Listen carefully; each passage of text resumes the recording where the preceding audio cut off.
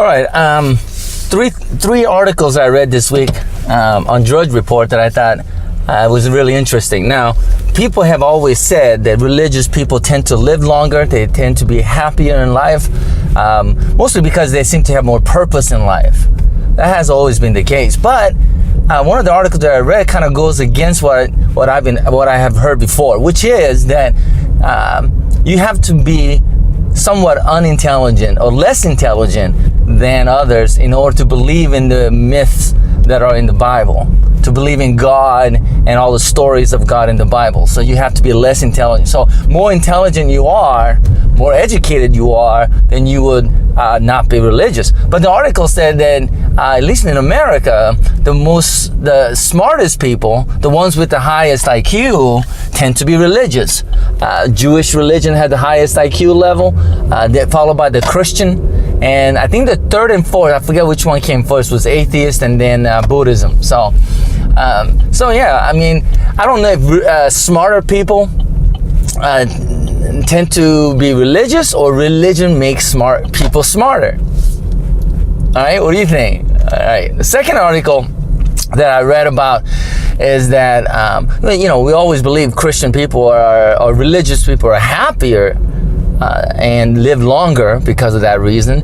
But this article that talked about how we're able to scan brains and stuff these days, and they scan brains of people who are praying and singing praise songs and things like that, and so those religious experiences that you could have at church. And they say that part of the brain lights up that is equivalent to some people getting high on drugs.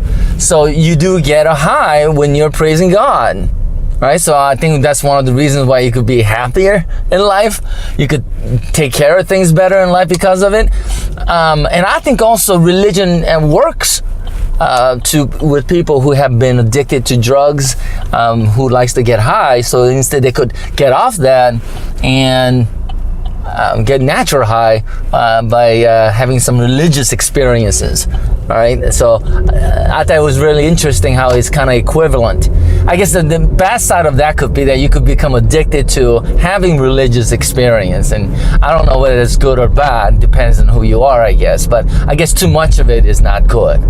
Too much of anything is not good. All right, and the third thing I read is that men with high testosterone level tend to be less religious. So the more manly you are, less religious you're going to be. Now, I'm not too sure if that was always the case, because when I was growing up in the 60s and 70s, well, I think it's 70s, and that's when things started changing a little bit with all the praise songs and things that came out. But before, when I was young growing up, we used to sing hymnals, and hymnals are more manly, if you ask me. Right? It's really straight to the fact. No emotions involved in singing a hymnal. Anyone could sing it. You don't have to be a good singer to sing it to make it sound nice. It just sounded really nice. Anyways, so maybe like in the 50s or earlier in the previous century, men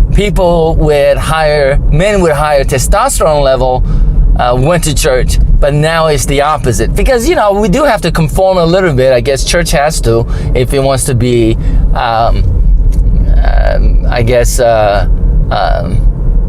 active in today's society, all right, or be sensitive to today's society.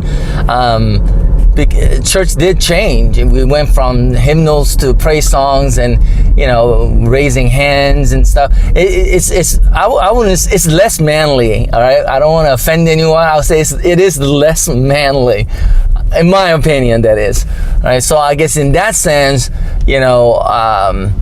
men with higher testosterone level will not go to are less religious. Now, the article didn't really talk about different religions. I think it mainly talked with people in America who are Christians. However, it will be interesting to see how it is in different religions like Judaism and Islam, Hindu, and whatnot. Anyways, I just thought those were really interesting articles I read. I just want to share that with you. God bless you, and I'll see you next time.